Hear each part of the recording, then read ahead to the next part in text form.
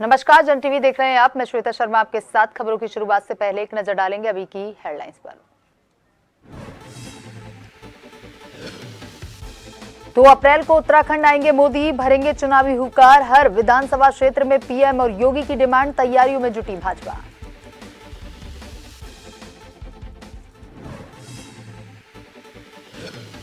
कांग्रेस का 5 लोकसभा सीट जीतने का दावा, आगामी दिनों में प्रदेश प्रभारी करेंगे दौरा। गणेश गोदियाल ने गढ़वाली गीत के जरिए बीजेपी पर साधा निशाना।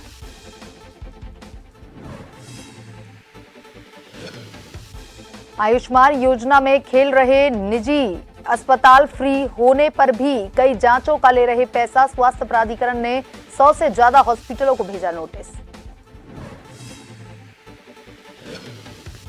चारधाम यात्रा को लेकर के तैयारियां तेज। उत्तरकाशी डीएम और एसपी ने यमुनोत्री मार्ग का लिया जायजा। वक्त पर सभी व्यवस्थाएं सुनिश्चित करने के निर्देश।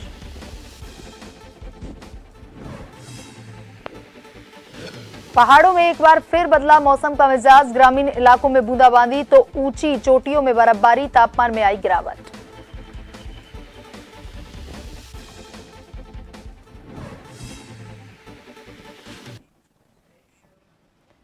और अब खबरें विस्तार से। भले ही उत्तराखंड में बीजेपी ने 5 लोकसभा सीटों के लिए 40 स्टार प्रचारकों की फौज खड़ी की हो, लेकिन सबसे ज्यादा डिमांड प्रधानमंत्री नरेंद्र मोदी और उत्तर प्रदेश के मुख्यमंत्री योगी आदित्यनाथ की हर विधानसभा क्षेत्र से आ रही है।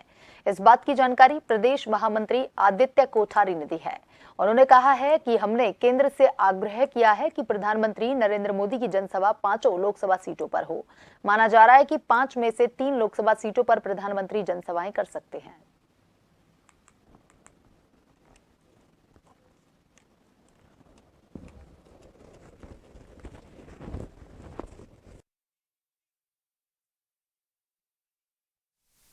उत्तराखंड में प्रधानमंत्री नरेंद्र मोदी जी की डिमांड है। हमने केंद्रीय नेतृत्व से अनुरोध किया है कि सभी लोकसभाओं में प्रत्येक लोकसभा में एक जनसभा प्रधानमंत्री जी की हो जाए। उसी के साथ में उत्तर प्रदेश के मुख्यमंत्री आदरणीय योगी आदित्यनाथ जी की भी यहाँ जनसभाओं की डिमांड काफ़ी ज़्यादा है। गृह मंत्री अमित शाह जी की, राष्ट्रीय अध्यक्ष जेपी नड्डा जी की और रक्षा मंत्री राजनाथ सिंह जी, इन नेताओं की ज्यादा डिमांड उत्तराखंड में है।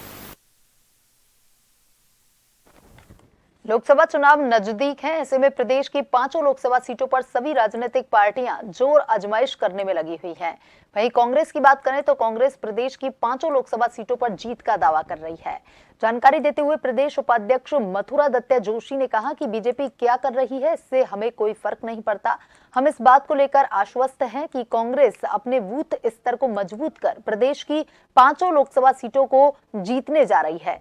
साथ ही कहा कि आगामी चंद दिनों बाद कांग्रेस प्रदेश प्रभारी का उत्तराखंड दौरा होना है, जिसके बाद प्रदेश प्रभारी उत्तराखंड की 5 लोकसभा सीटों पर अपना दौरा करेंगी, जिससे कि चुनाव अभियान में और तेजी आएगी।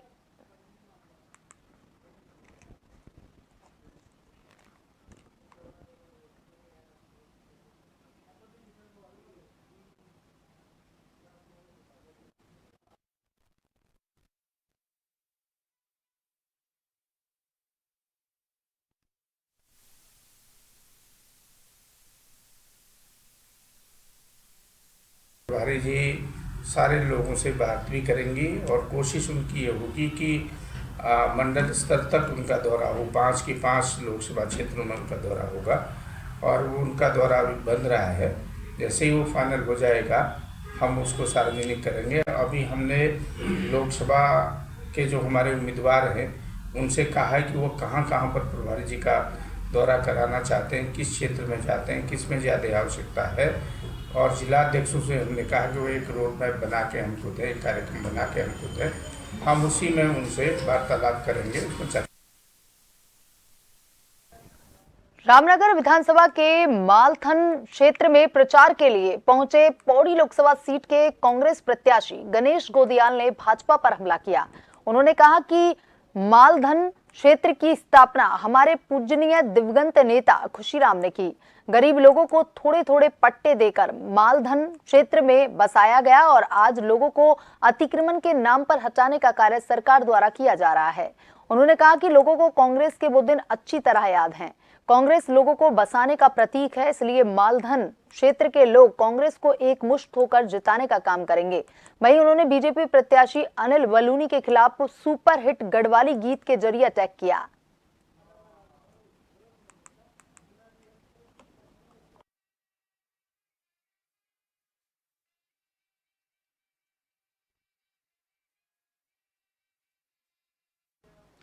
जिलाधिकारी डॉक्टर मेहरबान सिंह बिस्ट एवं पुलिस अधीक्षक अपर्णा यदुवंशी ने यमुनोत्री धाम सहित यात्रा पड़ावों पर यात्रा प्रबंधन व तीर्थ यात्रियों की सुविधा को लेकर स्वीकृत कार्यों को समय से पूरा करने के निर्देश देते हुए कहा कि यात्रियों की सुरक्षा और सुविधाओं को सर्वोच्च प्राथमिकता दी जाए। जिलाधिकारी ने जानकी चट्टी में प्रेस वार्ता ट्रेवल्स रेस्टिंग फैसिलिटी तथा खरसाली में यमुनोत्री रोपवे निर्माण की महत्वपूर्ण परियोजनाओं को जल्द जमीन पर उतारने के लिए संबंधित विभागों को तेजी से कार्रवाई करने और राजमार्ग की भूस्खलन प्रभावित व सक्रिय हिस्सों में वाहनों की आवाजाही को सुरक्षित व सुचारू बनाए रखने के उपाय सुनिश्चित करने की भी हिदायत दी।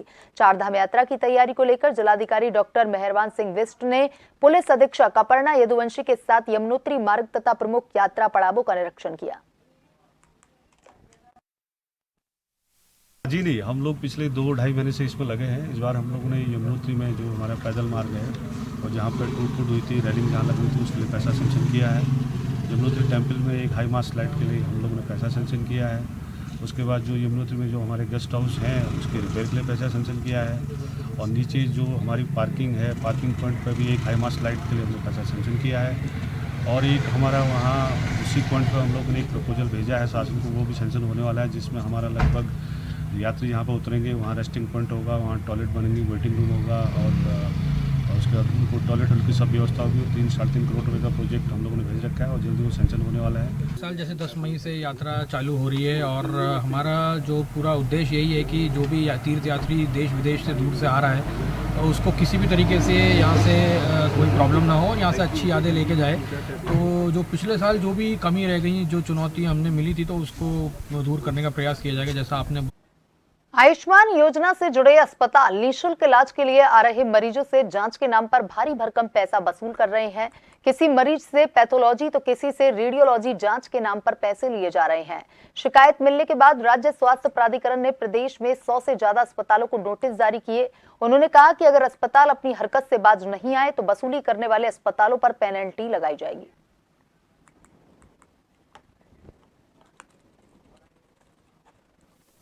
सुनने में आता है कि चिकित्सा जो सूचीबद्ध प्राइवेट चिकित्सालय हैं उनके द्वारा धनराशि लिए जाने की शिकायत ऐसे सुनने में आता है। लेकिन मेरा आपके चैनल के माध्यम से निवेदन रहेगा कि जिस किसी के साथ भी ऐसा अगर वाकया होता है तो वो लिखित में शिकायत यहाँ पर प्रेषित कर सकता है और जो स्कीम के अंतर्गत प्रावधान है, अगर ऐसा पाया जाता है तो उस पर अस्पताल में पेनल्टी लगाई जाती है और जिस व्यक्ति का से पैसा लिया होता है उसको वापस किए जाने का भी पूरा इंतजाम योजना के अंतर्गत है। सर, कितने अस्पतालों को नोटिस अपने हमारे में 153 अस्पताल प्राइवेट है, सभी को हमने एक जनरल लेटर दे दिया क्योंकि निर्वाचन विभाग इन दिनों लोकसभा चुनाव के मद्देनजर प्रदेश भर में मतदान के प्रति वृहत जागरूकता अभियान चला रहा है। जानकारी देते हुए जिला निर्वाचन अधिकारी सोनिका ने कहा कि जो नए मतदाता इस वर्ष वोटर लिस्ट से जुड़े हैं, खासकर उनके लिए विशेष जागरूकता अभियान चलाया जा रहा है और यह अभियान शिक्षण संस्थान सहित अन्य जगहों पर भी आयोजित कर ऐसे तमाम नए वोटरों को मतदान के प्रति शपथ भी दिलवाई जा रही है। साथ ही जिला निर्वाचन अधिकारी सोनिका ने कहा कि आमतौर पर देखा गया है कि जो ग्रामीण इलाके हैं वहां पर मतदान प्रतिशत कम रहता है। ऐसे में मतदान प्रतिशत को बढ़ाने के लिए डोर टू डोर अभियान जारी है।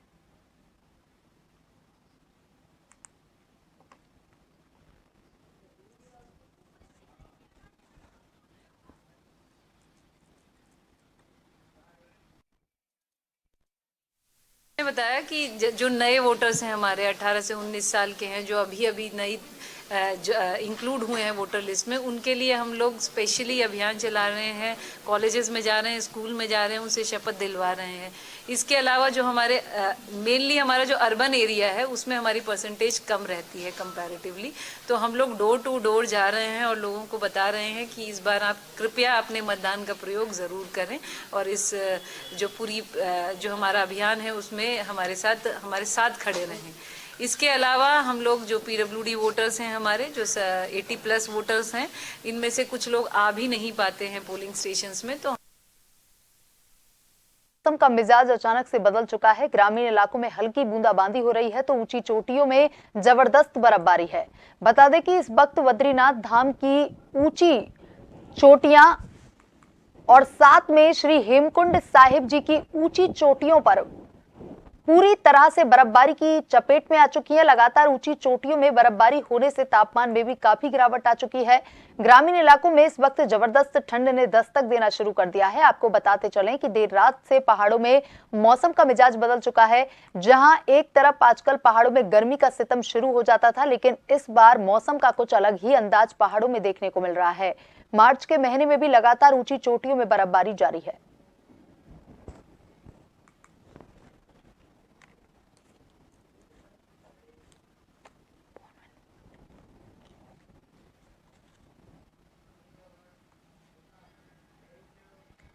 लोकसभा चुनाव के चलते आज मंगलोर विधानसभा में हरिद्वार लोकसभा प्रत्याशी वीरेंद्र रावत के कार्यालय का उद्घाटन किया गया। मंगलोर रोडवेज के निकट हाईवे पर हुए उद्घाटन में पूर्व मुख्यमंत्री हरीश रावत और वीरेंद्र रावत शामिल हुए। वहीं मंगलोर के पूर्व विधायक काजी निजामुद्दीन सहित झबरेड़ा के विधायक वीरेंद्र भी इस मौके पर मौजूद रहे।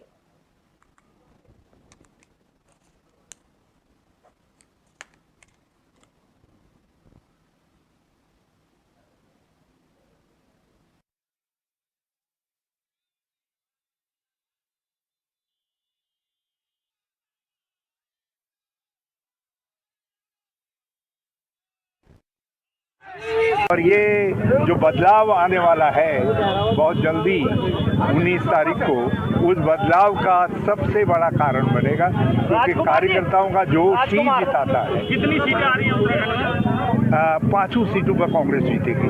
ये 2009 दोहराया जाएगा। नहीं होता और कांग्रेस हर चुनौती को एक्सेप्ट करती है। हम इस लोकसभा के चुनाव को बड़ी चुनौती के रूप में ले रहे हैं और कांग्रेस की नीतियों को लेकर जनता के बीच में जा रहे हैं और उस चुनौती में उम्मीद करते हैं जनता कांग्रेस को विजयी बनाएगी। बीजेपी उत्तराखंड की 5 लोकसभा सीटों पर जीत दर्ज करने के लिए अपनी रणनीतियों पर काम करने में जुट गई है। 40 स्टार प्रचारकों की लिस्ट जारी होने के बाद भाजपा अब जनसभाएं करने जा रही है। भाजपा के प्रदेश महामंत्री आदित्य कोठारी का कहना है कि प्रदेश की 70 विधानसभाओं में 7000 पथ सभाएं भाजपा करने जा रही है, जिसके जरिए केंद्र और राज्य सरकार की उपलब्धियों को जन जन तक पहुंचाने का कार्य किया जाएगा।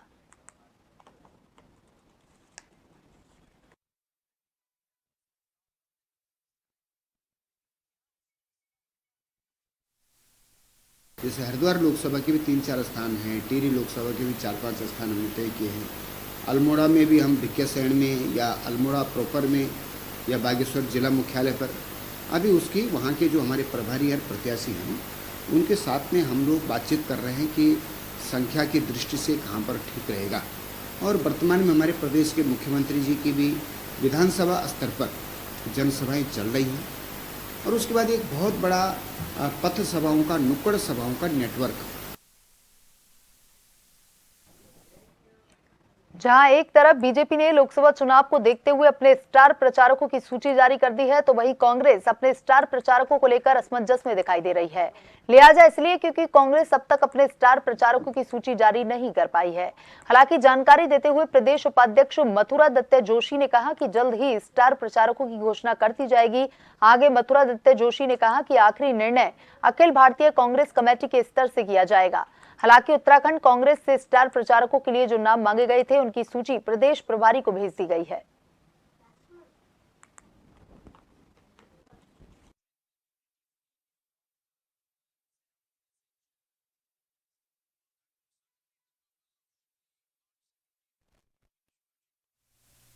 प्रचारकों के संबंध में अखिल भारतीय कांग्रेस कमेटी के स्तर से निर्णय होता है, केंद्रीय स्तर से निर्णय होता है। हमसे जो नाम मांगे गए थे उत्तराखंड के लिए, हमने उनकी सूची बनाकर माननीय प्रभारी महोदय को दे दिया है और जैसे ही अखिल भारतीय स्तर से अन्य राज्यों के लिए भी स्टार प्रचारकों की सूची जारी होगी, हमारे यहाँ भी स्टार प्रचारकों की सूची हम जारी कर देंगे। हल्द्वानी में नेता प्रतिपक्ष यशपाल आर्य ने नानकमत्ता में डेरा प्रमुख की हत्या पर सरकार की कानून व्यवस्था पर सवाल उठाते हुए कहा कि राज्य में कानून व्यवस्था पूरी तरह से ध्वस्त हो गई है। बदमाश बेखौफ होकर घूम रहे हैं। इतना ही नहीं, नानकमत्ता के डेरा प्रमुख बाबा तरसेम सिंह की हत्या के बाद सरकार और कानून व्यवस्था पर कई सवाल खड़े हो रहे हैं। नेता प्रतिपक्ष यशपाल आर्य ने कहा कि बाबा तरसेम ने खुद अपनी जान को खतरा बताते हुए सुरक्षा की मांग की थी, उसके बावजूद भी उन्हें सुरक्षा क्यों नहीं दी गई।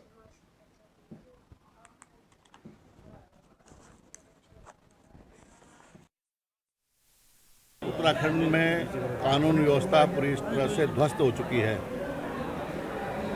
अपराधी बेखौफ हैं, बेलगाम हैं और नानकमत्ता साहिब गुरुद्वारे के जो डेरा प्रमुख हैं उनकी सुबह हत्या हो जाती है और अपराधी वहाँ एक हफ्ते से वही उसी डेरे में रह रहे थे और उन्होंने रैकी की और खुलेआम हत्या करके चले गए। आज जैसे जैसे लोकसभा चुनाव की तारीख नजदीक आती जा रही है, सभी राजनीतिक दलों का चुनाव प्रचार भी जोर पकड़ता चला जा रहा है। डोईवाला में कांग्रेस कार्यालय का उद्घाटन करने कांग्रेस प्रत्याशी वीरेंद्र रावत और कांग्रेस के वरिष्ठ नेता हरीश रावत कई कांग्रेसी नेताओं के साथ पहुंचे। कांग्रेस कार्यालय का विधिवत उद्घाटन करने के बाद पौड़ी लोकसभा प्रत्याशी गणेश गोदयाल ने कार्यकर्ताओं में जोश भरा। उन्होंने कहा कि अब समय कम है, सभी कार्यकर्ताओं को अब तन मन धन से चुनावी तैयारियों में जुटना है।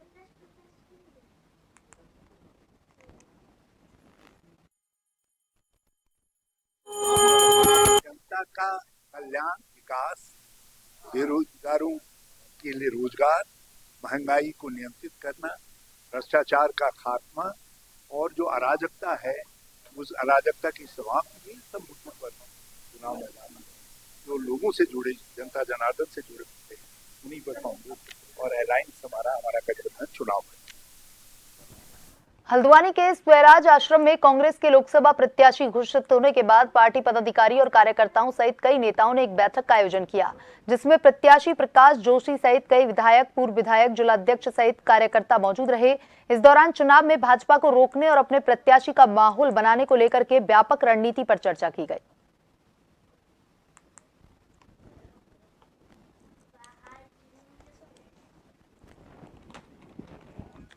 उत्तराखंड में नामांकन प्रक्रिया पूरी होने के बाद निर्वाचन आयोग ने प्रदेश के मतदाताओं की नामावली भी तैयार कर ली है।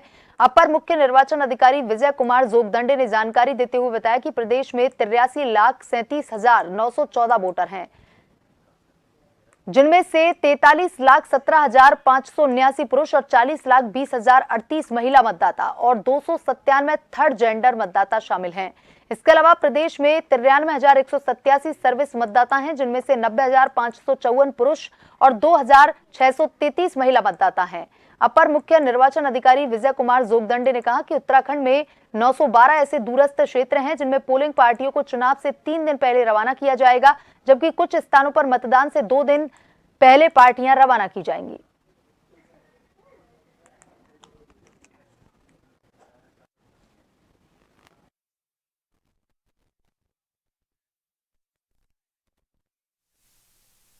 कुल मतदाता संख्या है 83,37,914।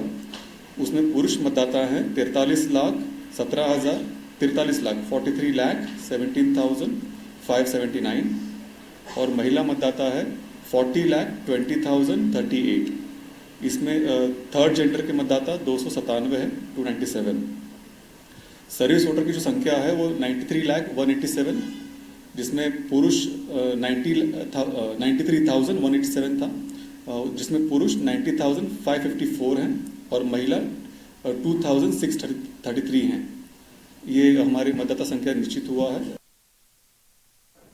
उत्तराखंड में 100% मतदान के प्रति लोगों को जागरूक करने के लिए पर्यटन विभाग की ओर से चमोली जिले के जोशीमठ में साइकिल रैली का आयोजन किया गया।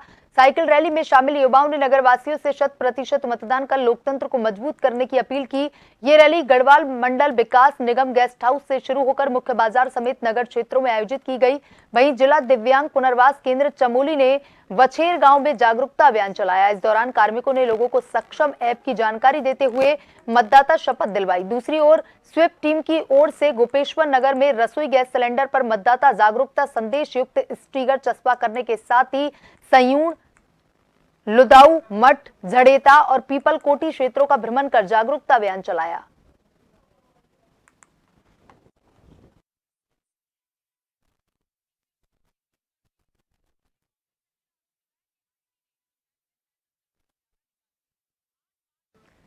चंपावत जिला मुख्यालय से 27 किलोमीटर दूर वंगेड़ी गांव के लोग सड़क नहीं होने से लोकसभा चुनावों का बहिष्कार करेंगे।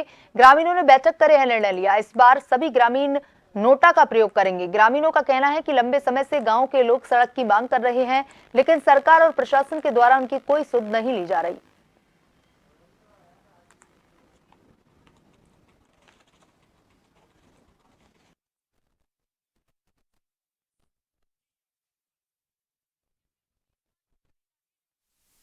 मैं यही कहना चाहूँगा कि हमारे यहाँ काफ़ी लंबे समय से रोड नहीं है और लोगों को बहुत असुविधाएं होनी पड़ती हैं, क्योंकि कभी कोई अगर किसी को दिक्कत हो जाती है तो रास्ते में ही बहुत दिक्कतें हो जाती हैं, क्योंकि एक तो रोड नहीं है। रोड नहीं होने के बाद फिर हमने काफ़ी लंबे समय से हमने डीएम साहब को और हमने अन्य लोगों को भी ज्ञापन सौंपा है, जिससे कि हमारी मांग अभी तक किसी ने सुनवाई नहीं ले रहे हैं। और उसके बाद अगर इस बार हमने सभी ग्रामीणों ने एक बार बैठकर ये निर्णय लिया है कि अगर इस बार हमारे यहाँ रोड नहीं आई, अगर हमारी सुनवाई नहीं की जाएगी तो हम पूरे बोर्ड का बहिष्कार करेंगे, और उसके बाद भी हमारी सुनवाई नहीं होगी तो हम उग्र आंदोलन करने के लिए बाध्य हो जाएंगे। और हम यही चाहते हैं ग्रामीण के लोग कि हमारे यहाँ ये सुविधा होनी चाहिए। और काफ़ी समय से हमने कई जगह हम गए भी, ऐसा नहीं है कि हम नहीं गए, और कोई सुनवाई नहीं हो रही है। और एक बार हमारे यहाँ जेसीबी भी आया, अगर वो ऐसे रोड बना गया कि वहाँ के लोग भी नहीं चल पा रहे हैं उस रोड में। इस सुविधा के लिए 2020 से हम लंबे समय से इसका इंतजार कर रहे हैं। अभी भी रोड का कोई वही सर्वे होके भी उसकी कोई सुध नहीं ले रहे हैं, और ग्रामीण का कहना है कि। बुलेटिन में अभी तक के लिए इतना ही। बने रहिए जन टीवी के साथ। नमस्कार।